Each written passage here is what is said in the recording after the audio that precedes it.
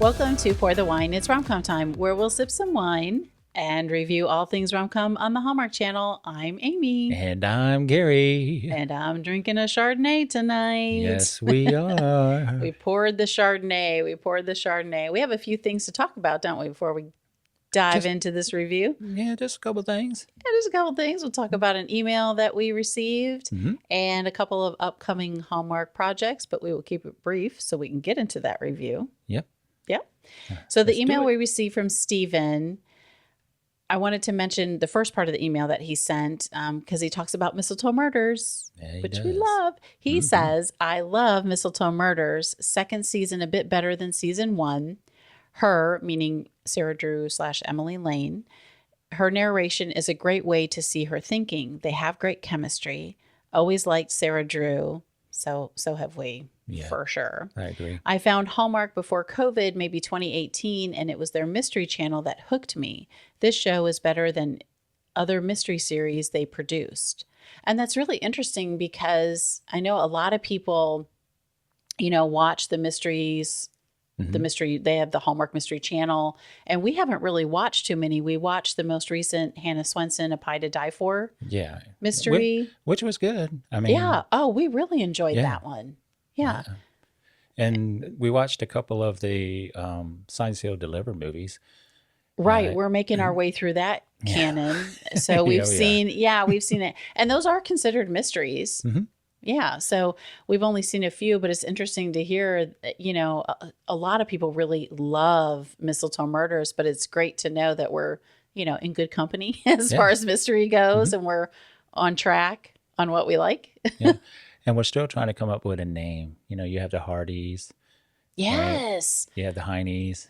That's right. For the Mistletoe Murders fans. Mistletoe Murders. Oh, gosh. If you have any ideas out there, let us know. We'll give you credit. I don't want to say missiles. What are the missiles? The mistletoes? No, that doesn't work.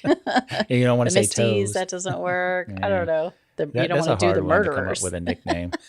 Yeah, that would be, they definitely need one. They for sure. Yeah, you have the Hardys, the Postables, the Heinies, right? Yeah, Mistletoe Murders definitely needs a hashtag nickname for sure. For sure. If you're out there listening or watching, help us out.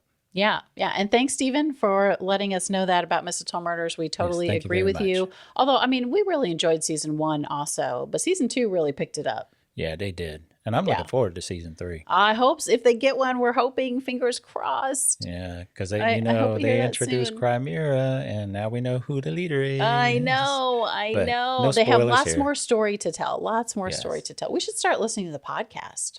You know what? The Mistletoe Murders. I agree. We should. Yeah, maybe we'll do that. We'll add that to our list. Yeah, let's do it. Yeah. All right. So thank you again, Stephen. Yes, if you would like to send us an email, you can send one to pourthewineitsrom.bsky.social and let us know your thoughts about our podcast, any of the Hallmark movies we're reviewing, Hallmark series. Yeah. Just let us know. We'll be happy to respond and read it on the air. And if you have some criticisms, hopefully they're constructive criticisms and not mean. Hey, we've seen a few mean ones. It's fine. It's okay. We can take it. Everybody, we could take it. We could take it. But, it is what it is. Keep it constructive. So I guess we could talk about the Hallmark news that's coming up. Yes. And we haven't discussed it yet. A lot of people, it's been out there now for a month or so for each thing. So first, which one do you want to talk about first? The big one. Well, they're both big.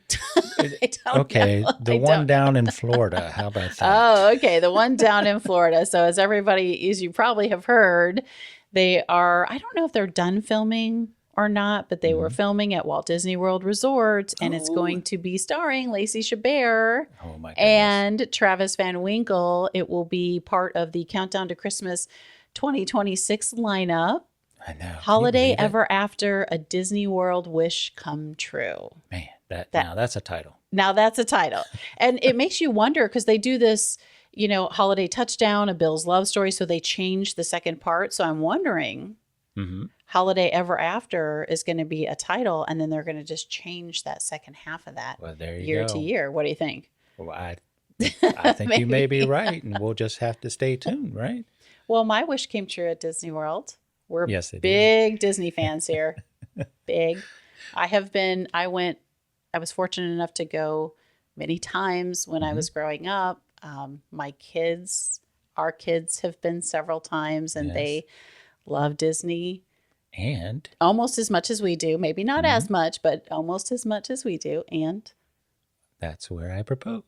that is where we got engaged. Yes. On Main Street. On Christmas Day. So we have a big affinity for Walt Disney World. I cannot wait to see the movie.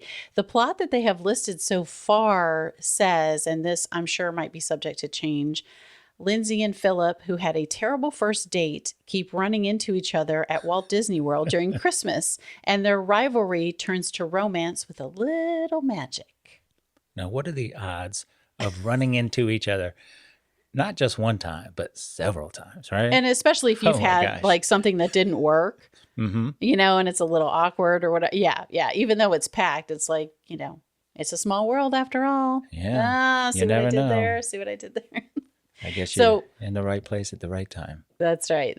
Hopefully, I can't wait. I wonder if it'll air in November or December. I'm already excited. Yeah. And as you can see, if you're watching on YouTube, we actually still have our trees up. Our Christmas trees are up just for this announcement.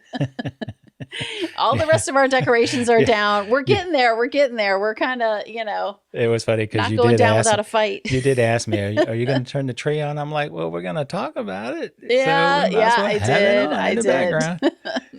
They're the last to fall in our house, the trees. They just look so pretty. I don't want to take them down. It's hard to take it down. Yeah. So the second big news from Hallmark was they're going to be filming a second. I don't know the title of that one, if it's going to be a Biltmore Christmas. Right. Again, if it will be the same title, maybe they'll add something after it. I'm not sure. But that is going to star Holland Roden and Niall Matter. Yeah. Yeah. And they are filming right now. I know. As we speak. And at the Biltmore in Asheville, North Carolina. And it's so weird because we've been there. Yes. And I know we've seen some pictures, or you've seen some pictures online, and it's like, oh, we were standing right there. Yes. Right? It's kind of cool. Yeah. It's very cool. And in fact, truth be told, we had tickets to go this past Christmas season in 2025. And something happened that we were not able to go, which we were really bummed about, because when we went before, we went in the spring. Right.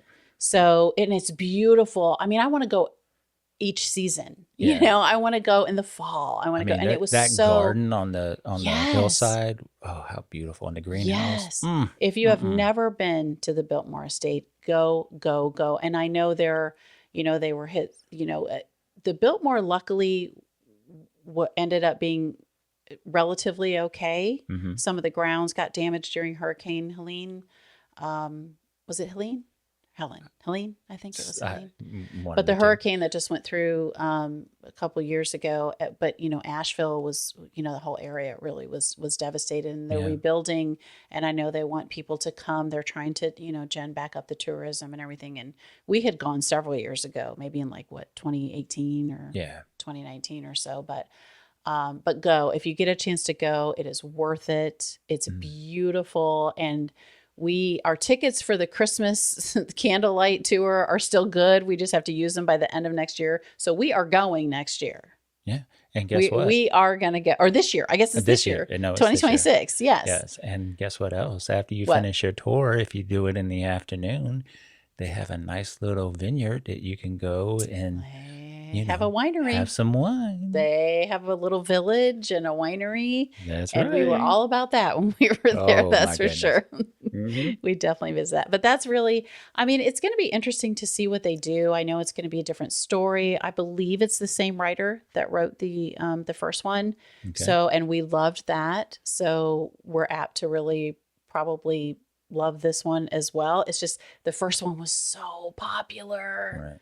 Right. But they can do it. We really liked, Holiday Touchdown, A Bill's Love Story. Oh, yeah. After the popularity of the first one, so I mean, which was a good surprise for me. Yeah. I wasn't sure how that one was going to turn out, but it was a good one.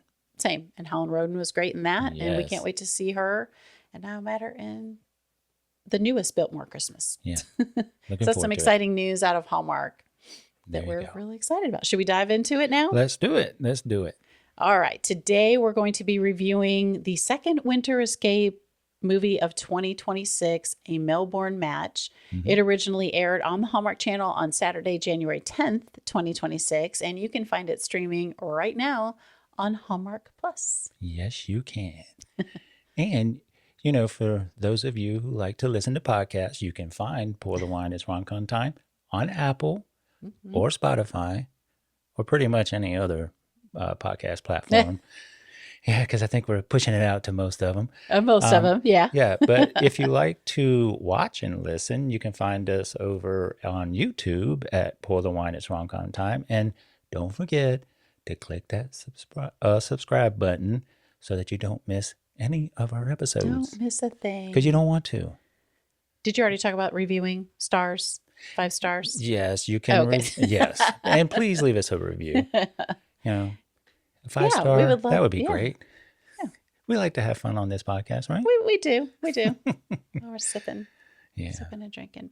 And if you like the podcast, share it with a friend. If you know people who like Hallmark, everybody's sort of looking for an escape these days. And it is just a way to sit down and chill and enjoy something that's light, not too serious. Sometimes they have they have serious messages, you know, sometimes, but you can just enjoy it. You don't have to worry about anything else for that hour and a half or whatever it is. Especially if you have that long ride into work in the morning or the afternoon and you're coming back home, put it on, listen.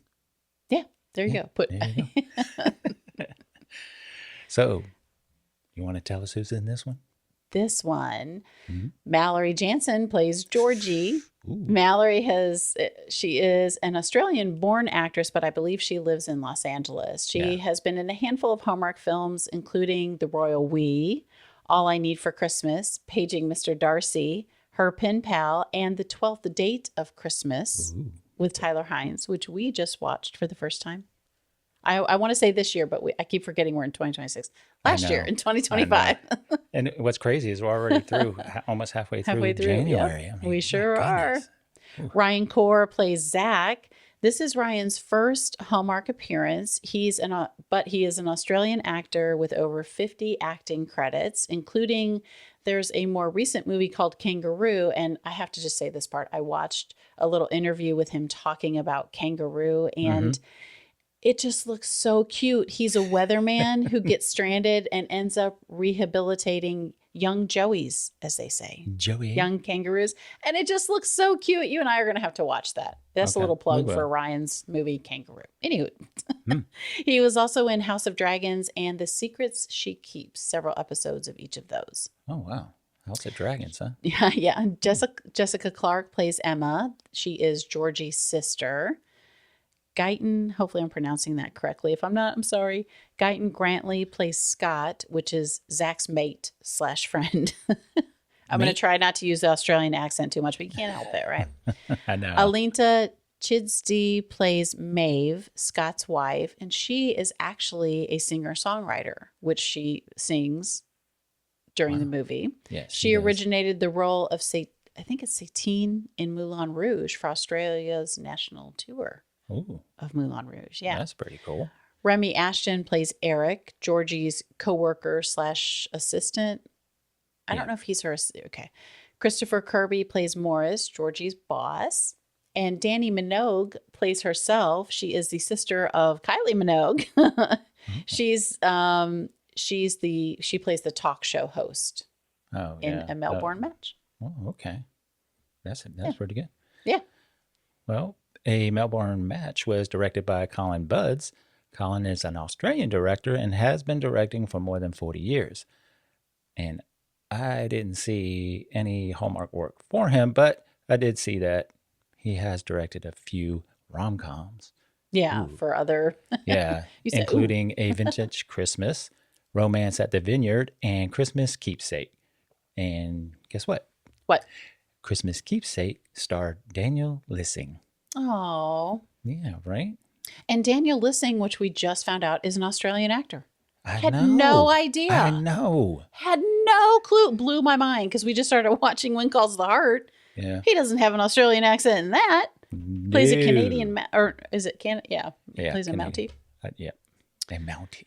A Mountie. Yeah, but I blew my mind when we heard his accent. I know. It's so interesting because you never know anymore. And and there are a lot of like British and Canadian and Australian actors that I would have never guessed that that's where they were from until you hear an interview. Because they nail that American accent, don't they? Yeah. Yes. And we just saw Daniel Lissing in Single on the 25th, which is so good from this year's Countdown to Christmas. Last year's, sorry, 25. I know, we keep saying this year. It'll soon be this year. I know. No, it's fine.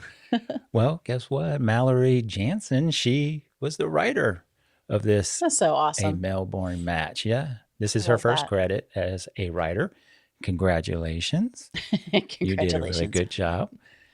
She said in an Instagram post that she wanted to write a rom-com that was set in her hometown of Melbourne. And I did not know she was from there. I know. Because another one that you wouldn't know was Australian. I mean, we reviewed The Royal We, but I don't know if we mentioned that or not. We'd have to go back. That was towards the beginning of our podcast. So, yeah. And in addition to being the lead and writer, she is also the executive producer. Good for her. So good on That's pretty cool. That is way cool. Way cool. So, is it time to drop the synopsis? Oh, yes. Hold on, let me get. I forgot I was going to have to do that part. And guess what? I didn't forget it this time. You didn't. I know the one time you remember. I forgot to say that. I was actually ready to get right into the review, and I'm like, oh no. Okay, good thing I wrote it down. No. Georgie, a travel writer, travels to Melbourne for an assignment where she meets Zach, an ex-Australian footballer who agrees to be her tour guide and shows her that there's more to life than work. Yeah, and if you're not familiar with Australian football, it's a takeoff of rugby and soccer. Right, which we learned in the film. Which we right? Doesn't he say that? Yeah, Zach kind of tells us because that was one of my questions. I think when we did the the preview podcast of the Winter Escape movies, I was like, football, is that like soccer? Is that And I said, I think it's rugby. Yeah, but it's like a spinoff of rugby and soccer. Yeah, and we'll probably drop some spoilers. So if you haven't watched the movie yet, go ahead and stop the podcast, go watch the movie, come back and listen, and let us know what you think. Yeah. Sounds good. You ready to dive in now? Let's go. So what did you think? What did I think? Let me see. I just thought it was a sweet, enjoyable rom-com. Mm-hmm. I think we had a great start with Lost in Paradise. I think really we continued that, with this one. And, I'm really impressed that this is her first writing gig. Yes. Me too. So, and it's odd because I was thinking about it, and we do watch them twice, which we always mention. We watch them once to enjoy it, and then the second time to, kind of get our notes and everything. And even the first time we watched it, it feels like Mallory's character, Georgie, she's this fast paced, constantly on the move. She's a travel writer. So, her life moves fast and she's constantly organizing things. And if they don't go that way, she doesn't really go with the flow too much. Right. She likes to have a schedule and a plan and basically her life planned out. She doesn't take any time to slow down and stop and smell the roses, so to speak. Right. And so you feel that frenetic energy from her, which I think is really a sign of a great actor, right? Like you feel like almost like I'm not nervous, but I'm like, oh my gosh, she's really, high strung. Yeah. But then the movie slows down so beautifully in the parts it's supposed to, where, right. Zach comes in and he kind of not makes her slow down, but it's like, hey, let's go over here. Let's do this. I'm going to take you to not the touristy sites, but we're going to go, see the things that the locals know about that right. you should see, kind of thing. So you can really get to know Melbourne. And so I enjoyed it. I thought it was, and I mean, can you go wrong with an Australian accent? Looking at you, Ryan Corr, looking at you. No, you're looking at me. Am I though? Am I? If I'm looking straight ahead, I'm not. I can't see you really, technically, except on the screen. What do you think? What are your thoughts? I always love it when the movie gets into the culture of the place that they're filming in, and I thought they did a really good job. Like you were saying, she wanted to go see, I mean, she had a list of places she felt she needed to go see because, she did some writing for this magazine, which is a 24/7 magazine. And he was like, no, I'm going to take you off the beaten path to the places that kind of make Melbourne, right? And there was a like the food, the art, the music, they were all local, not the museums, not the touristy places. And I really enjoyed that. And I like how the banter between them two. Yes. I thought they did a really good job at that. And like you said, it was fast paced in some parts and then it slowed down when it needed to slow down. And I really enjoyed it. I mean, to go off of what you just said about like locally, like, go to the local restaurants, don't go to the touristy traps. And I think, if you know anything about Anthony Bourdain, he was very much like that, wasn't he? He was like, we're not going to go to the chain restaurant, and when you go visit, you need to go to the village off of the city and go have a meal with like the people there, because that's where you're really going to get to know the culture and the people. And no, there are no Outbacks restaurants. You're right. Don't they say that in there? That was pretty funny. Outback is not a thing in Australia. Because he goes, that's an American restaurant. That's Americans trying to do. And it's very funny that Mallory Jansen is an Australian playing an American in Australia. That is pretty good. And I think you had mentioned it about, slow down and smell the roses, but in this case it'd be kangaroos. Oh, well, I mean, do you want to smell the kangaroo? I mean, or slow down and watch the kangaroos. There you go. I don't think you want too much smelling of the kangaroos, but. So let's get into the meet cute. What did you think about that? I thought, okay, so she's in the road. It's hysterical to me when she gets off the plane because it's like a day. It's literally takes a day to get to Australia, right, from the United States. So, which, by the way, I would love to go someday, but I don't know that flight. Oof. Anyway. You have to get one of those like sleeper. Yes, for sure. Or whatever. For sure. Yeah. So she's all like disheveled and stuff when she gets off the plane. That actually was really kind of funny. So she's in the street. She's got her luggage, right? And she's bought a hat. She's already bought like the touristy, hat. And she's in the street. And he kind of pulls up in the street and he doesn't really even get close to her. But he slams on the brakes because he sees her. And, and she's, what does she do? She falls down, right? Even though he doesn't drops her papers. She drops all of her stuff and then he gets out and she's like, you almost hit me. And he's like, well, not really, not quite, but okay. Yeah. And then she kind of she gets up and then he goes into the airport because he's a ride share for somebody. Right. Who's late, right? And you mean he's late or he's late. He's late, right? Picking up his ride, right? Because he's filling in for his dad or whatever. And then it's so cute because then he looks out the window and she's waiting on the curb for her ride, which is him, which he doesn't know, and he doesn't. And then he realizes and he goes out and he's like, oh, okay.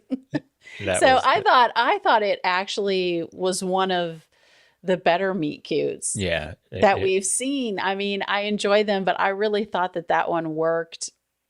It was definitely for the moment, a fun, meet cute. Yes. What'd you think? I liked it. I loved it. It was funny because when he did slam on the brake and she fell down and they were kind of going back and forth about whose fault it was, she almost walked out in front of another car, and Oh, he kind of yes. you remember that, and Yes, it's like, yes. see, you know, you're not looking. This is your fault. And like you said, he did go into the airport, and I just liked how they had him in shorts and a plaid shirt. You know, because most of your ride, you know, people that are picking you up from the airport are in suits, and you know they got a nice fancy car. But Well, he yeah, I pulled mean, I up guess and his dad has like a travel thing, right? right, Like right, yeah, and that's what pick she was people up and- expecting. yeah. But it didn't turn out that way. Right. And then so- doesn't she go to get in the wrong side of the car? Is that at the Yes. meet cute? And he's like, we yes. drive on the other side. You know, like we do it differently here. You got to get out and eat. And- So it was cute. And that's what couldn't made remember it if that so was that funny part. because she's kind of like mad and everything, and then she goes to get in on the right side, which in America, in the United States, that's the side you get in on. And he's like, you plan on driving? And yeah, it was good. It was good. Yeah, was really it worked. It worked. Oh man. And I'm trying to remember. So, did you have some favorite scenes other than the meet cute, which we both love? That would be a favorite scene of mine. That was my first favorite scene. Okay. Was her coming down out, the stairs in the airport. And isn't it just like an American? You're hungry, you go to the snack machine. It doesn't really. Oh yeah, before she sees him, right? Yeah. I want to call vend the food to you, right? It gets stuck, and she's banging on it. And, you shake it. That's a typical American thing, right? So I really enjoyed that, and that was one of my favorite scenes. So I'll go on to the next favorite scene. Okay. All right. And I really liked it when he took her to see the street art. Yeah. And it just, you have to be amazed at the talent of these painters. I mean, you're talking about a wall, like I'm talking 20 feet. And it's almost like the depth of the picture makes it like 3D. And I did notice, and I don't know if you noticed yourself, but the last picture on the right was signed dated 2013. Oh no, I didn't. And I'm wondering if that's true.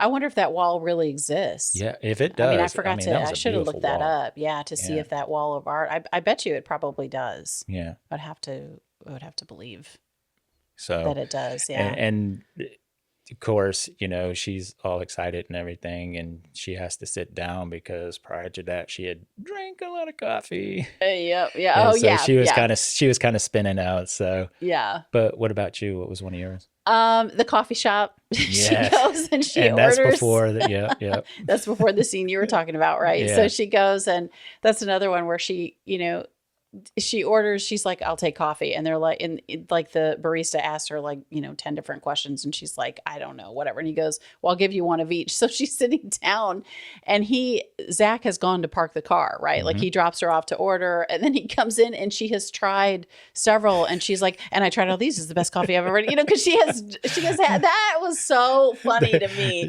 She was absolute perfection in that scene. It was so funny. I know there was like 3 cups. Like 3 little shot glasses. Yeah. She was feeling She's like, pretty this is good. the best coffee I've ever seen. I got it. And she's, she's like wired then. And she's already kind of high strung, right? Yeah. Anyway, but so that was just, I know it's a brief scene, but it just cracked me up. Both times we watched it, I think I literally laughed out loud during both times, that we watched it. So I enjoyed that. Yeah, that was a good scene. Yeah. What about another one? Do you have another one? Another one for me would be, there's a beach scene. And I don't know if this is when they went down the shore or they were on their way down the shore. Like he finally convinces her to, no, I don't think they've gone down the shore yet. They go to the beach. He's got his dog. It's a bay. Yeah. Or it's a bay. Okay. He said bay. It's a bay. Right. And, he kind of, that's where she sees that he's a footballer. She doesn't know who he is. Before that point, fans have come up to him and wanted to take a picture, but you kind of don't really know who he is or what he's done or what his history is yet. And then she sees a poster of him as a footballer. And then she's like, oh, now the only part about that scene I didn't get was why she was a little bit upset. Like it seemed like she was, that didn't really I know we'll get into jeers, but that was kind of like, I don't get it. But he basically opens up about playing football and talks about how that was his identity, until he got injured. And then he got injured and it was over. And it's like, what do you do when that is your entire life, when your entire life is a sport or writing or, whatever it is. And you can no longer do that thing that drove you your entire childhood, you're into adulthood, and what do you do? And he was having a hard time coping with it. And so that's when he talked about how he used to scream at the top of his lungs. He'd go to some top of some hill, right, and say, "Come at me, world." So, and that's when he where he mentions that. So I just like that scene about him opening up and her sort of, taking it in. That was a good scene. Yeah. I really enjoyed that one too. Another one of mine is when Zach took Georgie to eat breakfast. And of course, again, she wanted to go to something she had on her list. And he's like, no, I'm going to take you to one of the local favorites. And they're sitting at the table and she's all anxious because she feels like the food is taking too long. Oh, right. And they finally get their food and they're having a conversation. And Zach, he takes out the Vegemite spread. Oh, yeah. Oh, yeah. And he's like, this is one of Australia's favorite spreads, right? You got to try it and let me know what you think. And I knew exactly how she was going to react. And so I looked up the ingredients of Vegemite. So it's yeast extract. It's the core ingredient given that strong savory base. It has salt, contributes to its distinctive saltiness. It has a malt extract, which adds sweetness and malty notes.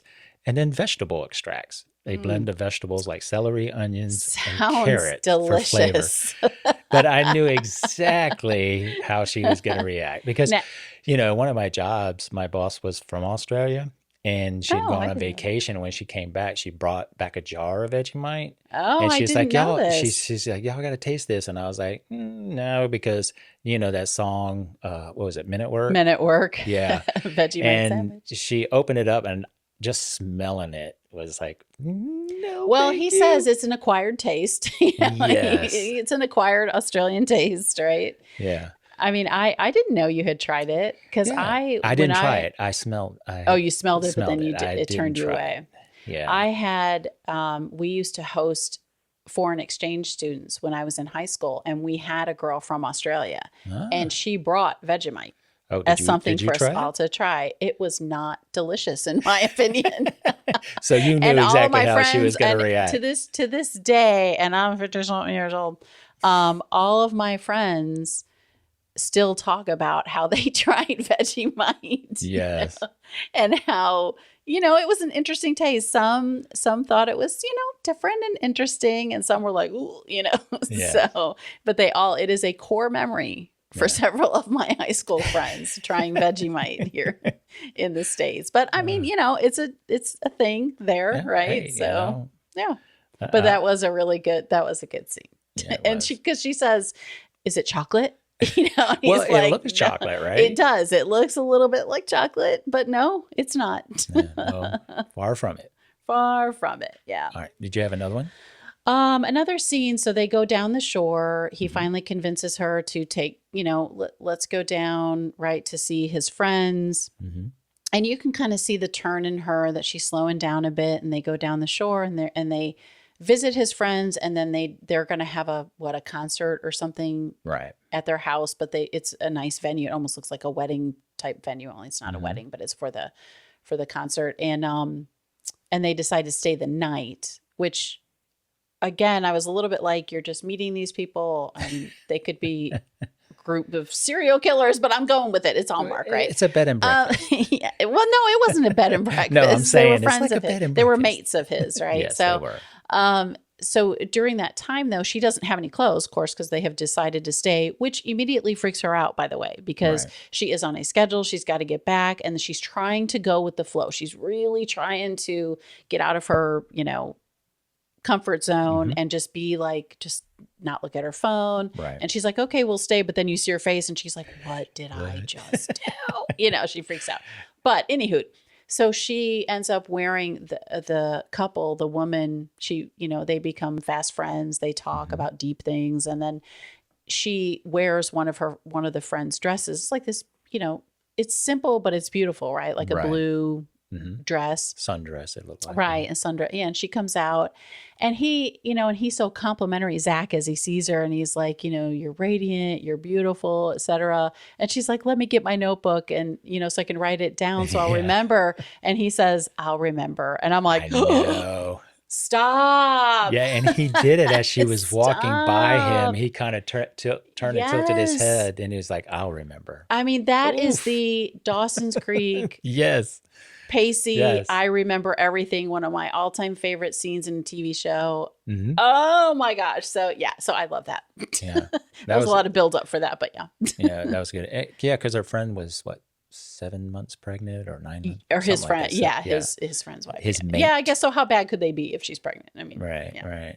Yeah, and they couldn't go home because she was like, well, we can stay for a couple of songs and then drive back up. And all three of them look at her and they go, ooh, you don't want to be out at night because that's when the roos come out. The Joeys. The Joeys. So. Yeah. I mean, it was cool that did you have any other favorite scenes? I had one more, and it was kind of like a banter back and forth. And I think they had just finished riding bikes and they had ice cream. And Georgie talks about how similar Australians are to New Zealanders, right? Oh, and yes. He's like, yes. No, we're not. It's not even close. And he's like, different country. Yeah, different country. Different accent. Goes, she said, well, you live close or something. He's like, we're 2,000 miles apart. Yes.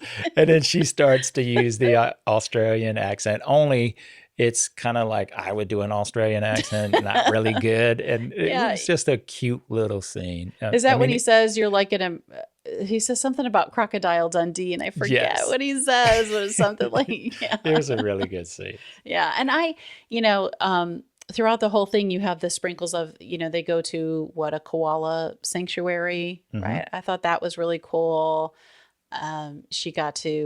It's one of his friends that runs it. I just like that they kind of show that side of it. And of course they're going to show the kangaroos / Joeys and how they might not be so nice and you have to be a little careful, so I just, that was sprinkled throughout. Yeah. I think the entire movie, which I enjoyed. Yeah. I really enjoyed. Me too. Yeah. So did you want to move into Cheers? Cheers. Why don't you go first with Cheers? One of my cheers was when he was talking to her, he said something like, it's not about the place, it's about the people. Right. And I thought that was very, very good because, he's stuck in the past, kind of. She's afraid to be left behind. Right. She's got a fear. Always on the go. And he was talking about, you got to be in the moment. You got to be in the place. And and she was talking about, her travels. And he's like, it's not about the place. It's about the people. And that's 100% true. Yeah, I agree. So I think for me, one of the biggest cheers would be just the moral of the story, if you will, not really the moral, but so, to slow down. And she realizes at one point when they're at his friend's house that she hasn't even looked at her phone and she doesn't really care. Right. Right. And when we saw that, I was like, there was a time before I carried a cell phone everywhere I went. I mean, we all. No, I know. Well, not all of it, but I mean, we're old enough where, and I know a lot of people are of that, if you're of a certain age, I mean, you remember the times when you just did go out to dinner and you didn't have your phone, or you did just go out for the day to the zoo and you weren't worried about, you might have brought a camera to take pictures, an actual camera. But you weren't, you wanted to capture the moment in the way that you remembered. You weren't so worried about capturing it on your phone, and I take a lot of pictures with my phone. We have our phones wherever we go. We're not some, purists where we never use our phones, but it's just a good reminder to put it down once in a while. And because you can live without it, and of course she ends up getting into a little bit of trouble, not in trouble, but she misses a message and it causes her to be not so nice at one point, but because, she is kind of regretting staying the night, even though it was the best thing for her. But I enjoyed the message of, you know, sometimes you do need to slow down. You do need to go with the flow. And we've talked about that here on the podcast is, you know, I like a schedule. Yeah. I'm not quite as high strung as her character was, but you know, I do like to, you know, and it's hard for me to veer, but I'm getting better at it as I get older, and, you know, to learn things can change. Yeah. Plans can change, and you have to be willing to adapt to it and let some things go. Right. You know, so I just thought the overall, you know, story for that, I thought they were great for each other. Yeah.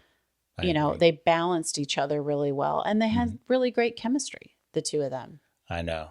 He's so funny. Georgie girl. And Georgie girl. Oh, please call me Amy girl. All right, Amy girl. You got to say it in the Australian accent. It only works in the Australian accent. I know. Well, you're Scottish, so. And I can't even do a Scottish accent. And he, you know, he so much reminds me of Gerard Butler, the actor. Yes. Oh my gosh. Yes. I mean, I had to show you I'm like, he looks like Gerard Butler did back in like the 90s, and you know, in the movies and stuff. And he was really good. So, did you have any other cheers? I had one more, and it's kind of a fun one where I am so thrilled that the Hokey Pokey is global. I'm sorry. But but it doesn't reference the dance in that. Is that what you're talking about? He does, because I thought it referenced something else. Zach was hanging the outdoor lights with Scott, and Scott was like, put it out and then put it in. And then he said, put it out. And then he goes, and shake it all about. You do the Hokey Pokey. Because they said Hokey Pokey 2 times in the movie. They said it earlier. Yes, that's what I thought. Zach I thought he said something else was he called. said it. And I was like, oh, look at that. They do the Hokey Pokey in Australia. Look at them. So that was kind of a fun jeer for me. Well, you know, fun cheer. Yeah. The reference that I'll remember. And then there's one point where he says, you're perfect the way you are. Yes. And you know what, that reminded me instantly of Bridget Jones. Because there's a scene where Colin Firth tells Renee Zellweger, you know, something like, I like you just the way you are, or, you know, you're perfect the way you are. So that's what it reminded me of. And I was like, oh my gosh, you're stealing my heart with all these lines. So, I thought it was, It was good. So was that it for your your cheers? My cheers. I don't think there was anything else that you talked about the Georgie girl and, you know, the things he says to her towards the end. It was just really, it's like, you're annoyingly impatient, you're addicted to schedules, but I love it. You know, like it was it was so cute in the end when they finally, you know, the only thing I want to win is you. There were a lot of good lines in this movie. A lot. Awesome. A lot. So what about jeers? Other than, what did we talk about earlier? When she saw the poster in one of the little beach. Oh yeah, I didn't understand. And that's only a jeer for me because I didn't understand it. Right. It was for me too. It seemed a little like out of place for her character. Yeah. You know, I'm not sure, like, she's a travel journalist, so she goes to all these places, and the fact that she really wasn't aware of time was a little bit odd to me. But I mean, you know, I guess she had like, you know, like organized chaos, you know, is how she lived her life, you know, and, you know, and I thought this is going back to Cheers. Sorry, I know we're in Cheers, but just that she said about, I'm losing it now.